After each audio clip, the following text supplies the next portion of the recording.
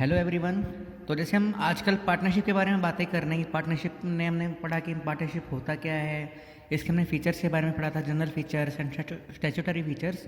आज हम करेंगे इवेल्युएशन ऑफ पार्टनरशिप कि पार्टनरशिप अगर हम बिजनेस करते हैं तो हमें फ़ायदा होगा या नुकसान होगा, और इससे कितने फ़ायदे हैं कितने नुकसान हैं। टोटल दोनों में ही 5-5 पॉइंट्स हैं, मेरिट्स में भी और लिमिटेशंस में भी, जिसके बिहाफ पे हम डिसीजन लेते हैं कि हमें कौन सा बिजनेस करना चाहिए।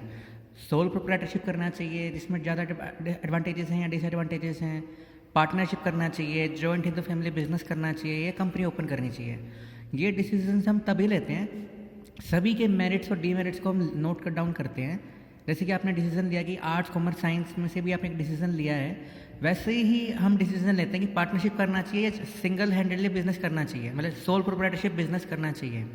ये करने का तरीका क्या होता है हम सभी ऑप्शंस के मेरिट्स लिखते हैं, डीमेरिट्स लिखते हैं, और जो हमें ज़्यादा सुटेबल लगते हैं वो हम करते हैं। तो आज हम डिस्कस करेंगे मेरिट्स ऑफ पार्टनरशिप। पहला पॉइंट है इसमें इजी फॉर्मेशन का।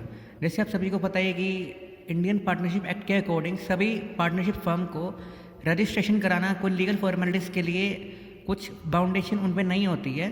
कोई भी 2 लोग या 2 से ज़्यादा लोग बिजनेस शुरू कर सकते हैं without any registration and without any legal formalities. For example, like the sole trade, the registration for partnership firm is not compulsory.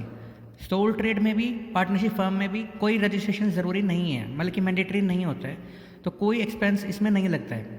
तो इजी फॉर्मेशन है, कभी भी बिजनेस आप स्टार्ट कर सकते हो, तो एक एडवांटेज है इसमें। नेक्स्ट एडवांटेज क्या है कि बैलेंस डिसीजन। जैसे आपको याद होगा कि सोल ट्रेड में लास्ट पॉइंट था डिसएडवांटेजेस में अनबैलेंस मैनेजमेंट, क्योंकि वो उसमें सिंगल पर्सन ही बिजनेस कर रहा है, सिंगल पर्सन ही मैनेजमेंट कंट्रोल उनका रहता है। इसमें 2 लोग होंगे या 2 से ज़्यादा लोग रहेंगे तो क्या होगा, कंसल्टेशंस होएगी, मीटिंग्स होएगी, दोनों की सहमति होगी उसमें, तो जो डिसीजंस होंगे बैलेंस हो पाएंगे। मतलब दोनों की मर्जी से होता है कि अगर एक से ज़्यादा लोग डिसीजन लेते हैं तो सभी की अप्रूवल मिलने के बाद वो डिसीजन बैलेंस हो जाता है। Means partnership organization is group of people with different qualities and whatever decisions are taken in it are based on consultation among all the partners. In this way every business decision happens to be balanced, कि मतलब consultation होने की वजह से सारे decision balance हो जाते हैं, सभी को इक्वल ही राइट्स मिल जाते हैं, सभी को ये लगता है कि मेरा अकेले डिसीजन नहीं है, सबने इस बारे में सोचा तो वो डिसीजन बैलेंस हो जाता है, अनबैलेंस नहीं रहता है। नेक्स्ट पॉइंट है इसमें मोर फाइनेंशियल रिसोर्सेज का। जैसे कि सोल ट्रेड में क्या होता है कि एक ही पर्सन जो बिजनेस कर रहा है तो उसके जो फाइनेंशियल रिसोर्सेज हैं वो लिमिटेड हैं। अगर हम 2 पार्टनर्स हो जाते हैं, 2 से 3 हो जाते हैं, 4 हो जाते हैं, तो फाइनेंशियल रिसोर्सेज हमारे बढ़ जाएंगे। फाइनेंशियल रिसोर्सेज का मतलब होता है पैसा कि अगर 2 लोग मिलेंगे तो 2 का पैसा हो जाएगा, 3 लोग मिलेंगे तो 3 का पैसा हो जाएगा, बढ़ता जाएगा। जैसे कि पैसा अगर जितने लोग बढ़ेंगे उतना ही पैसा बढ़ता जाएगा। तो financial resources pooled by many partners assume the form of enormous capital, मतलब जितने ज़्यादा पार्टनर्स होंगे उतना ही ज़्यादा पैसा बढ़ता जाएगा, फाइनेंशियल कैपिटल हमारी बढ़ती जाएगी। तो ये भी पार्टनरशिप में एक एडवांटेज है। नेक्स्ट पॉइंट है डिवीजन ऑफ रिस्क। जैसे कि उसमें था सोल ट्रेड में क्या था कि रिस्क अनडिवाइडेड था, सिंगल इंडिविजुअल का ही सारा रिस्क था, प्रॉफिट भी उसी का ही, लॉस भी उसी का ही। पार्टनरशिप में क्या होता है, जितने भी पार्टनर्स होते हैं सभी में रिस्क डिवाइड हो जाता है, लेकिन अगर कोई माइनर पार्टनर है तो उसका रिस्क लॉस में नहीं होता, लॉस में शेयर नहीं होता है, प्रॉफिट में शेयर होता है। तो इसमें क्या होता है कि सारा बर्डन जो होता है लॉस का या रिस्क का किसी एक सिंगल इंडिविजुअल पे नहीं आता है, वो सभी में डिवाइड हो जाता है। तो entire burden in case of loss does not fall on any single individual but gets divided among many partners, many persons. Last point है सीक्रेसी का। जैसे ये पॉइंट्स उसमें सोल ट्रेड में भी सेम था कि अगर जो बिजनेस ओनर्स हैं वो अपनी इंटरनल इन्फॉर्मेशन या जो डाटा होता है वो बाहर डिस्क्लोज नहीं करेंगे, और डाटा को अगर डिस्क्लोज कर देते हैं तो बाहर का जो कंपटीशन में और फर्म्स हैं वो उसे यूज़ करके उन्हें ब्लैकमेल भी कर सकते हैं या उनसे आगे भी जा सकते हैं कंपटीशन में। तो सीक्रेसी का मतलब होता है कि अपनी इन्फॉर्मेशन बात अपनी तक ही सीक्रेट रखना, इन्फॉर्मेशन बाहर लीक ना होने देना। तो ये भी एडवांटेज होता है कि सारे बिजनेस ओनर्स हैं तो सीक्रेसी रहती है। लेकिन ये जो सीक्रेसी का पॉइंट है कंपनी के केस में एडवांटेज नहीं है, वहाँ पर डिसएडवांटेज बन जाता है, क्योंकि ये अपने ही ओनर्स हैं, कंपनी के उनमें फर्म के ओनर्स हैं, तो वो अपनी बात अपने तक ही रखेंगे, किसी और को नहीं बताएंगे। तो ये थे इसके मेरिट्स, 5 पॉइंट्स थे, छोटे छोटे पॉइंट्स थे। इजी फॉर्मेशन की कोई रजिस्ट्रेशन ज़रूरी नहीं है, बैलेंस डिसीजन की सब कंसल्टेशन से होगा तो डिसीजन बैलेंस हो पाएगा। मोर फाइनेंशियल रिसोर्सेज, जितने लोग ज़्यादा होंगे उतने ही डिसीजन नहीं, फाइनेंशियल रिसोर्सेज बढ़ते जाएंगे। डिवीजन ऑफ रिस्क, जितने लोग होंगे सब में रिस्क डिवाइड हो जाएगा। सीक्रेसी अपने तक ही बात रखेगी, कोई बाहर बात लीक नहीं होगी। अब आती है लिमिटेशंस। ये थोड़ा इंपॉर्टेंट टॉपिक होता है किसी भी चीज़ के लिए कि उसकी लिमिटेशंस क्या है, हमें कभी भी इग्नोर नहीं करनी चाहिए। तो पहला पॉइंट है अनलिमिटेड लाइबिलिटी। अब अनलिमिटेड लाइबिलिटी का क्या मतलब होता है कि पार्टनरशिप फर्म में जितने सारे पार्टनर हैं, किसी लॉस के केस में इंडिविजुअली और कलेक्टिवली सभी को बचा हुआ पैसा साथ लेके आना पड़ेगा। तो उनकी लाइबिलिटी जो है उनकी कैपिटल इन्वेस्टमेंट अमाउंट तक लिमिटेड नहीं है। फॉर एग्जांपल मैं एक एग्जांपल लेता हूँ, समझ में आ जाएगा शायद से आपको। मतलब कि एक फर्म में 3 पार्टनर्स हैं, ए, बी एंड सी। उनकी कैपिटल है 5 लाख, 6 लाख, 7 लाख। टोटल कैपिटल हो गई 18 लाख। उन्होंने एक लोन लिया 15 लाख रुपए का। टोटल अब कैपिटल फर्म की कैपिटल है 33 लाख, 18 लाख उनकी और 15 लाख का लोन। ठीक है। फ्यूचर में उनको अगर लॉस हो जाता है और लोन की रीपेमेंट वो 10 लाख की कर चुके हैं, 5 लाख की रीपेमेंट करनी है, लेकिन उनके पास पैसा नहीं है, फर्म के पास पैसा नहीं है, तो 5 लाख जो रुपया है वो बाकी तीनों पार्टनर्स को लेके आना पड़ेगा। तो इससे दिखता है कि लाइबिलिटी जो है उनकी अपनी 5 लाख, 6 लाख, 7 लाख तक लिमिटेड नहीं है, उनको फ्यूचर में और भी लाना पड़ सकता है, क्योंकि इसकी जो लाइबिलिटीज़ हैं पार्टनर्स की वो लिमिट तक नहीं, एक लिमिट तक डिसाइडेड नहीं है, उनको फ्यूचर में भी और लाना पड़ सकता है, only in case of losses. फिर नेक्स्ट पॉइंट है लिमिटेड रिसोर्सेज। अब मैंने ऊपर पढ़ा था कि मोर फाइनेंशियल रिसोर्सेज इसकी एडवांटेज है, लेकिन है तो लिमिटेड ही ना। अब 2 लोगों के पास जो पैसे हैं वो तो लिमिटेड ही हैं, बढ़ेंगे तो है नहीं, जो हैं वही हैं। तो in the partnership business the financial resources remain confined to the capital of the partners. मतलब कि जो पार्टनर्स की कैपिटल है, जो उसकी फाइनेंशियल रिसोर्सेज हैं, उनकी कैपिटल तक ही लिमिटेड है, या उनकी their capacity to raise loans, जितना वो लोन कवर कर सकते हैं, ले सकते हैं, सिर्फ उतने तक ही लिमिटेड है, उससे ज़्यादा नहीं वो एक्सपेंड नहीं कर सकते अपने बिजनेस को। In such a situation the limit to provide finance has almost ended in the case of old partners. अगर कोई ओल्ड पार्टनर्स हैं तो उस टाइम में उनके पास और पैसा नहीं है, तो उस केस में मतलब कि क्या इसका कंक्लूजन निकलता है कि एक पार्टनरशिप फर्म में जितने भी पार्टनर्स हैं उनके पास जो फाइनेंशियल रिसोर्सेज हैं वो लिमिटेड ही हैं। जो उन्होंने कैपिटल इन्वेस्ट कर दिया उसके आगे उनके पास अब कुछ नहीं है फिलहाल। Hence partnership firm is not useful in respect of continuously developing business और बिग साइज बिजनेस। जैसे जो रिलायंस इंडस्ट्री है वो एक कंपनी है, वो पार्टनरशिप या सोल ट्रेड में सर्वाइव नहीं कर सकती है, क्योंकि उन्हें टाइम पे ज़्यादा फाइनेंस चाहिए होता है। तो मोर फाइनेंशियल रिसोर्सेज का मतलब क्या होता है कि जैसे कि हम 3 पार्टनर्स हैं, हमने चौथे को ऐड कर लिया, हमारे फाइनेंशियल रिसोर्सेज बढ़ जाएंगे। लेकिन इन केस अगर हम पार्टनर्स बढ़ाना नहीं चाहते हैं, या कोई ऐसा फर्म है जो हमें बिजनेस करना ही करना है, मैक्सिमम मतलब कि 50 लोग ही हैं, जैसे आपको पता है कि लिमिट 50 लोगों से ज़्यादा अगर एक्सीड नहीं कर सकते हैं, तो हमारे पास जो फाइनेंशियल रिसोर्सेज है वो लिमिटेड ही हैं। हमें अगर किसी टाइम पे पैसा चाहिए तो हमारे पास नहीं है, जो हमारे पास है उतना ही, उसमें ही हमें काम चलाना है। नेक्स्ट पॉइंट है लैक ऑफ हार्मनी। हार्मनी का मतलब होता है पॉजिटिव रिलेशनशिप होना आपस में। पॉजिटिव रिलेशनशिप मीन्स क्या होता है कि पॉजिटिव एटीट्यूड होना, एक दूसरे को लेके कोई झगड़ा ना होना, कोई कंफ्लिक्ट ना होना। The success of partnership depends upon mutual understanding, confidence and cooperation.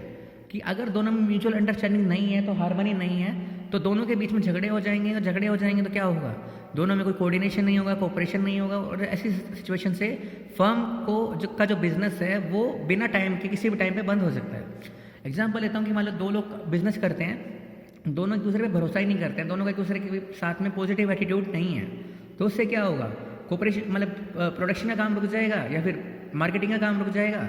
मतलब कि एक मार्केटिंग में काम करता है, एक प्रोडक्शन का काम करता है, दोनों के बीच में कोई भी अच्छे रिलेशनशिप नहीं है, तो उस केस की वजह से दोनों का ही काम रुक जाएगा, क्योंकि प्रोडक्शन रुक जाएगी तो मार्केटिंग किस चीज़ की करेगा, वो मार्केटिंग नहीं होगी तो प्रोडक्शन की सेल किससे होगी। तो सेम चीज़ है, अगर हार्मनी की कमी है तो बिजनेस कभी भी बंद हो सकता है। इसमें लिखा भी हुआ है जैसे कि there are more people than can be difference of opinion. जैसे ये सभी को लगता है कि मेरी बात मानी जानी चाहिए, तो उसमें डिस्कॉर्ड हो जाता है। डिस्कॉर्ड का मतलब होता है कन्फ्लिक्ट होना, झगड़ा होना। फिर है लैक ऑफ कंटिन्यूटी। अब कंटिन्यूटी क्या होता है, बिजनेस को चलता रहना। Existence of partnership is very uncertain. जैसे ये पॉइंट आपका सोल ट्रेड में भी था कि लैक ऑफ कंटिन्यूटी है उसमें भी, जैसे कि बिजनेस ओनर मर गया, बिजनेस खत्म। अब पार्टनरशिप फर्म में क्या होता है, अगर जैसे कोई पार्टनर मर जाता है या कोई पार्टनर बैंकरप्सी उसे डिक्लेयर कर दिया जाता है। बैंकरप्सी का यहाँ पे मतलब होता है कि लॉस में डूब जाना, पैसे में डूब जाना, उसके पास अब पे करने के लिए कुछ भी नहीं बचा है, उसके पास लाइबिलिटीज है लेकिन एसेट उसके पास कोई भी नहीं है। इसका मतलब होता है वो बैंकरप्ट हो चुका है। बिना किसी प्रायर नोटिस के उसे टर्मिनेट कर दिया जाए, या किसी पार्टनर की डेथ हो जाए, कोई रिटायरमेंट हो जाए किसी की, या किसी कहीं पे म्यूचुअल अंडरस्टैंडिंग ना हो, कोई बिजनेस बंद हो जाए, तो इस केस में हम कह सकते हैं कि पार्टनरशिप फर्म जो है उसमें कमी है, लंबे टाइम तक वो चल नहीं सकता है। मतलब कि कोई श्योरिटी नहीं है कि लंबे टाइम तक चलेगा। ऐसी श्योरिटी किसी में भी नहीं होती है except company business. Company business में से कहा जाता है मेंबर्स में कम, मेंबर्स में go, but company will go on forever. Company में ही चलती रहती है। लेकिन पार्टनरशिप में फर्म में क्या होता है कि अगर एक भी पार्टनर छोड़ के जा रहा है, क्या 2 पार्टनर छोड़ के चले गए और एक पार्टनर बच गया, तो उसी केस में भी पार्टनरशिप इनवैलिड हो जाएगी, इलीगल हो जाएगी। तो पार्टनरशिप फर्म को लंबे टाइम तक चलाने के लिए सबसे ज़्यादा ज़रूरी होता है कि एटमोस्ट गुड फेथ होना चाहिए, मतलब कि सारे जो पार्टनर्स हैं वो भी बैंकरप्ट नहीं होने चाहिए, डेथ भी किसी की नहीं होनी चाहिए, जो पॉसिबल नहीं है क्योंकि नेचुरल चीज़ें होती हैं। तो in this way the closure of the business is social loss, there is lot of inconvenience for its employees and customers. अगर मान लो कि 3 पार्टनर हैं, एक रिटायरमेंट ले लेता है या एक की डेथ हो जाती है, कोई बैंकरप्सी हो जाती है, कोई अपनी मर्जी से छोड़ के चला जाता है, तो उस केस में पार्टनरशिप फर्म बंद हो जाएगी, पार्टनरशिप फर्म नहीं चल पाएगी। तो इसका मतलब क्या दिखाता है कि लैक ऑफ कंटिन्यूटी है, लॉन्ग टर्म के लिए पार्टनरशिप को आप सेलेक्ट नहीं कर सकते हैं। लास्ट पॉइंट है इसका lack of public faith, since unlike the company business, जैसे मैंने क्या होता है कि कंपनी बिजनेस में काफ़ी बेनिफिट्स भी हैं, उसमें भी काफ़ी सारे डिसएडवांटेजेस होते हैं, जैसे कि हर एक चीज़ में होते ही हैं, बेनिफिट्स भी हर एक चीज़ में, डिसएडवांटेज भी हर एक चीज़ में होते हैं। तो इसमें क्या है कि एनुअल अकाउंट्स, कंपनी में क्या होता है कि जो एनुअल अकाउंट्स बनते हैं, जैसे जर्नल है, लेजर है, बैलेंस शीट है, वो कंपनी को क्या होता है कि कंपनी में पार्टनर पब्लिक को दिखाना होता है। अगर कोई पब्लिक कंपनी है तो उसे मैंडेटरी होता है कि पब्लिक में पब्लिश करना कि उनकी बैलेंस शीट्स क्या है, उनकी प्रॉफिट्स लॉसेस क्या हैं। लेकिन पार्टनरशिप में ऐसी चीज़ नहीं होती है कि हम पब्लिक को हमें दिखाना ज़रूरी नहीं है कि हमारे क्या लॉस हो रहे हैं, हमारे क्या प्रॉफिट्स हैं, या जो भी हमारी इनकम है हमें दिखाना ज़रूरी नहीं होता पब्लिक को पार्टनरशिप के केस में। तो हमारी जो फर्म की रियल पोजीशन होती है, कैश पोजीशन, फाइनेंशियल पोजीशन, वो पब्लिक को नहीं पता होती है। अगर पब्लिक को यही नहीं पता है कि हमारा बिजनेस चल कैसे रहा है, हम प्रॉफिट अर्न कर रहे हैं, लॉस अर्न कर रहे हैं, या फिर कस्टमर्स को लूट रहे हैं, तो पब्लिक का हमारे ऊपर से भरोसा खत्म हो जाएगा या कम हो जाएगा। तो इसका मतलब कि लैक ऑफ पब्लिक फेथ का मतलब होता है कि हम अपने अकाउंट तक या अपनी इन्फॉर्मेशन के साथ शेयर नहीं करते हैं, तो पब्लिक को बिजनेस पे इतना भरोसा नहीं रहेगा, पब्लिक का भरोसा थोड़ा कम होता जाएगा। क्योंकि पब्लिक ने क्या करना होता है, पब्लिक में कौन कौन आता है, जैसे कस्टमर्स हैं, क्रेडिटर्स हैं, एम्प्लॉयज़ हैं, या गवर्नमेंट ऑफिशियल्स भी हो सकते हैं, या नॉर्मल इन्वेस्टर्स भी हो सकते हैं, सोसाइटी के और लोग भी, कम्युनिटीज़ भी हो सकती हैं। तो उन लोगों का भरोसा कम हो जाएगा अगर हम उनके साथ अपनी इन्फॉर्मेशन को शेयर नहीं करते हैं, हमारी एक्चुअल इकोनॉमिक पोजीशन को शेयर नहीं करते हैं। तो ये था हमारा आज का टॉपिक। पहला पॉइंट है मेरिट्स में इजी फॉर्मेशन, कोई रजिस्ट्रेशन ज़रूरी नहीं है। अगर हम कंसल्टेशन करेंगे तो बैलेंस डिसीजन हो जाएगा। 2 से अगर ज़्यादा लोग मिलते जाएंगे तो उन्हें उनके फाइनेंशियल रिसोर्सेज बढ़ जाएंगे, लेकिन लिमिटेड ही रहेंगे। डिवीजन ऑफ रिस्क में क्या कहता है कि रिस्क सब में डिवाइड हो जाएगा इक्वली या किसी पर्टिकुलर रेशियो में। सीक्रेसी रहेगी, सभी कंपनी के ओनर्स हैं तो सभी अपनी बात को शेयर नहीं करेंगे किसी बाहर से। अनलिमिटेड लाइबिलिटी कि लॉस के टाइम पे कलेक्टिवली और इंडिविजुअली उनको और कैपिटल लानी पड़ सकती है, तो उनकी लाइबिलिटी लिमिटेड नहीं है। लिमिटेड रिसोर्सेज, अब जो भी पर्सन बिजनेस कर रहा है उसके पास जो रिसोर्सेज हैं वो तो लिमिटेड ही हैं। अगर किसी टाइम पे उनको बार बार फाइनेंस चाहिए तो वो उनके पास अवेलेबल नहीं होता है। उनके रिसोर्सेज लिमिटेड हैं, जितना वो लोन रेज कर सकते हैं या जितने उनके अपनी खुद की कैपिटल है। लैक ऑफ हार्मनी, दोनों के पीछे पॉजिटिव रिलेशनशिप की कमी पड़ सकती है। लैक ऑफ कंटिन्यूटी, बिजनेस कभी भी बंद हो सकता है डेथ की वजह से, रिटायरमेंट की वजह से, या हो सकता है किसी बैंकरप्सी की वजह से, या किसी और रीज़न की वजह से भी हो सकता है कि दोनों में म्यूचुअल अंडरस्टैंडिंग नहीं हो। लैक ऑफ हार्मनी की वजह से भी बिजनेस बंद हो सकते हैं, तो कंटिन्यूटी नहीं है। ये अपने बुक्स ऑफ अकाउंट जो होते हैं पब्लिक को शेयर नहीं करते हैं, पब्लिश नहीं करते हैं, तो इस वजह से भी पब्लिक का जो फेथ है उसमें से कम हो जाता है, ख़त्म भी हो सकता है। तो ये था हमारा आज का topic, merits and demerits of partnership firm. Conclusion क्या निकलता है, हम मेरिट डीमेरिट्स को पढ़ के हम क्या देखते हैं कि business happen to be medium size and the partners have mutual understanding and goodwill. अगर पार्टनर्स के बीच में म्यूचुअल अंडरस्टैंडिंग एंड गुडविल है और बिजनेस एक मीडियम साइज बिजनेस है, तो ही हमें पार्टनरशिप फर्म को सेलेक्ट करना चाहिए। कल हम डिस्कस करेंगे टाइप्स ऑफ पार्टनर के बारे में। तो ये था आज का टॉपिक आपका। Thank you.